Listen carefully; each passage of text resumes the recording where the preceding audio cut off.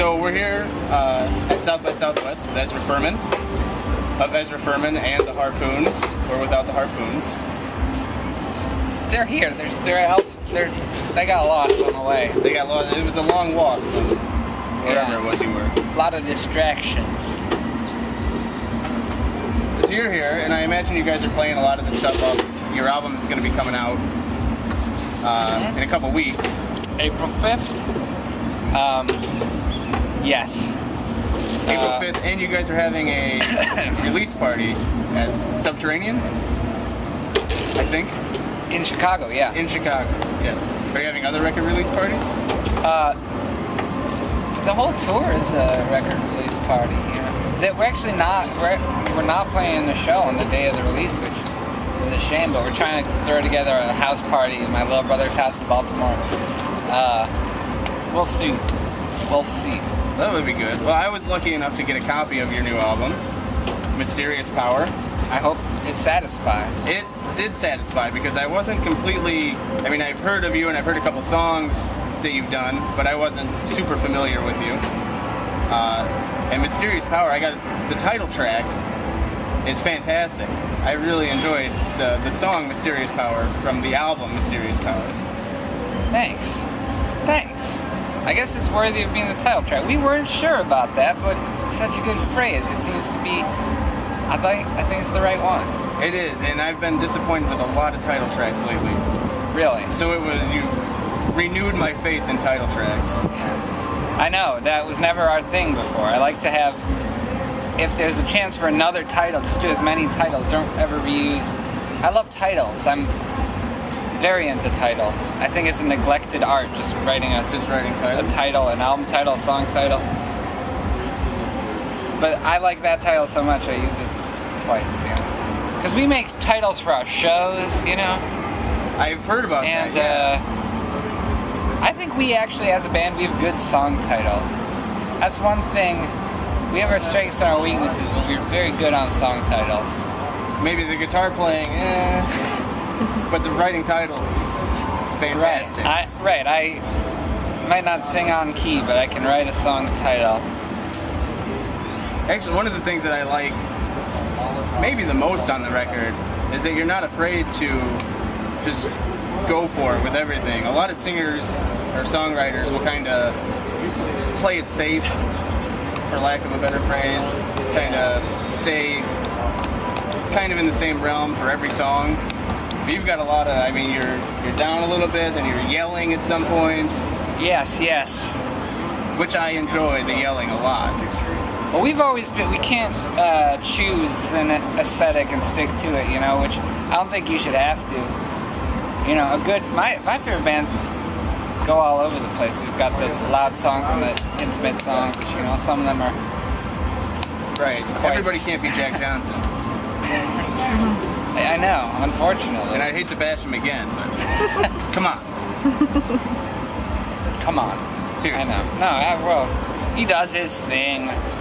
He does his one millions, and you guys are toiling. We toil. That's what we do. We toil in the fields of... I don't know. We're supposed to toil. Yeah, that's true. You guys, this record's been done for a while, though, right? Yes, actually. The problem is in the phrase the music business, we're good at the music half of it. And the business part, I've never been an expert at. So, we made the we just made the record and we have to find a way to find a record label now and stuff. Because our old label, the contract was up and we had to find a new one. We thought we had one and it didn't work out, So, we decided to get the album done, first of all, before, waste no time in that, because we were itching to do it.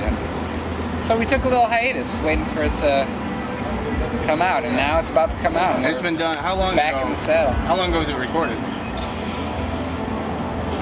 God, 10 or 11 months ago. So almost a whole year. Well, April and May last year. It's crazy. It's crazy. Have you gone back and listened to any of it and thought, this could have been different? the amazing thing is, I mean, I figure like that's obviously gonna happen because I did that with the first 2 records and had my regrets. I've had time to let this one sink in, and I just really like it. There's not really a thing I would change on it. There may be a couple of really small things, but I'm very satisfied with it, which it bodes well. It bodes well. I think we made a good one. You know, the last ones, the first 2 we made really quick. Just in under a week for both of them. Oh, that is fast. And we had 3 weeks to spend on this one, and it turned out okay. Do you guys do anything special when you record? Do you like lock yourselves in a house and? With this one, we went to. A lot of the songs were written in my childhood bedroom, so it seemed like a sensible place to set up the stuff and crowd in there and make a bunch of demos. So we tried out a whole lot of songs, because I write, it's a compulsion. I write a lot of songs. Those are fortunes. Right? Gone with the Wind. Yeah.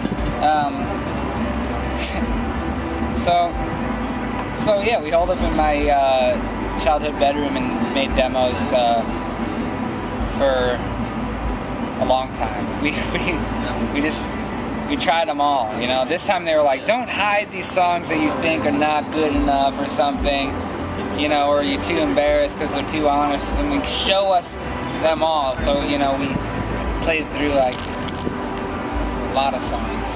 Yeah. Did you think about, before you decided on the 12 songs on the record, did you think at all about making like a double album, or just releasing like a few EPs that had like 5 or 6 songs each? We thought about it. We still like felt like we had to make that perfect like one single album, you know. And we didn't have that much time to record, you know. Like we were gonna go record where we recorded, you know.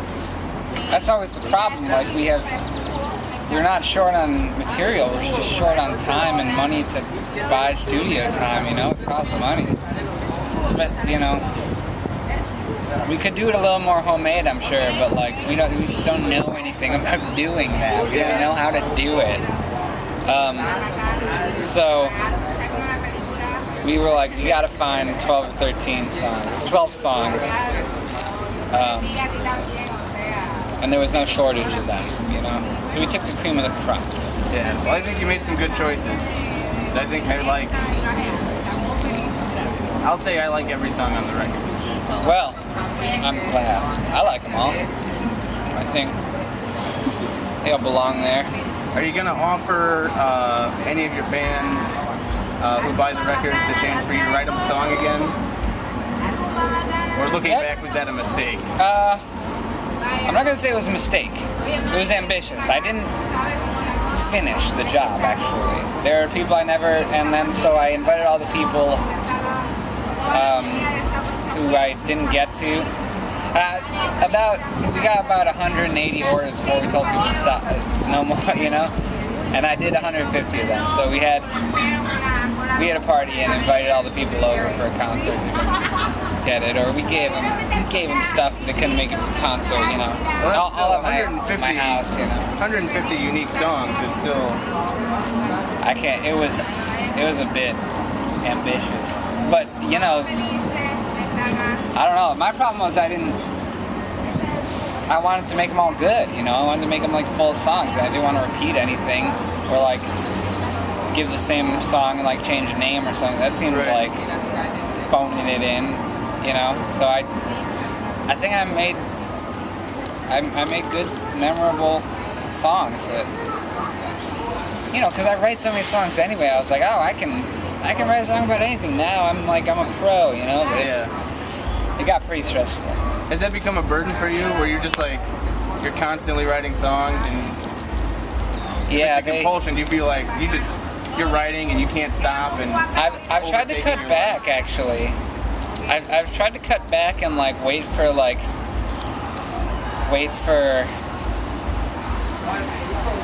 ones to brew and make them really count. Like if I just make too many and I forget them. That was like the problem. I would just like lose them, you know. I'd lose and I'd forget them, or they'd end up somewhere on a tape recorded somewhere, and I just was like, oh, that one. There was too many others to think about, you know. And then I lost some gems probably. So it's a delicate thing. Are you supposed to write millions or? I don't write millions, but I'm seeing what it's like to cut back a bit. Is your family appreciative of that? Your friends? Yeah, no. I should. I mean, when I was in college was when I really should have cut back a little and done my homework, but, you know, whatever. Yeah, homework. I'm not using that English degree. I did my best work when I had assignments to do that I was blowing off. Yeah, well. Not my best. It's a bit distracting. Your best when you're blowing off schoolwork? Yeah, or some other application. Well, I'm going to suggest, super segue here by the way, that people don't blow off Mysterious Power when it comes out April 5th. This guy is good. When he's at the Subterranean with the Harpoons. Probably playing the song Mysterious Power. Oh. Which I love. I think we'll fit that one. And also, what's the name of the song? Don't Give Up on Love? Don't Turn Your Back Don't Turn Your Back on Love, which I think is also a fantastic song. Yeah, that one's, the title of that, that's one of the weaker titles. I think it sounds a little sappy when you first hear it. If you've never heard the song, the title does sound a little sappy, but it's not a sappy song. You're gonna love it. But when they get to the line about "She reminds me of the United States of America," yeah, I think that's gonna lure them in. Hook, line, and sinker. Because that's a mysterious kind of line. You want to find out where it's going with that. Yeah, I don't think the song's too sappy. Then again, I love sappy songs. I'm a sucker for simple, sappy songs. Sam Cooke and all. I've been thinking about Sam Cooke all day. What a guy. What a guy. Yeah, absolutely. I mean, I'm an Otis Redding guy, but... Well, I mean, yes. Sam Cooke's fantastic But the too. thing about Sam Cooke is, on his records, he's got like the smooth voice, and then like he's got those live shows where he's just insane. He can like howl with the best of them. Yeah, see, that's why I like Otis Redding, because his live stuff, like Live on the Sunset Strip, I don't know if you picked it up, but it was my #1 album of last year. That just came out last year? Yeah. I haven't heard it. It came out last May. Oh, shit. It's 3 discs, taking over 4 shows. It's amazing. Everybody, after you pick up Mysterious Power, should go out and pick up Otis Redding Live on the Sunset Strip, because it's awesome. And I think... Try a little tenderness, folks. On that note... Try a little tenderness. Indeed. Don't be chained and bound when you're leaving your store. Grab some satisfaction and give Ezra Furman a little respect and pick up Mysterious Power. And I'm gonna end them there, because that's too much. Nice talking to you. Thanks.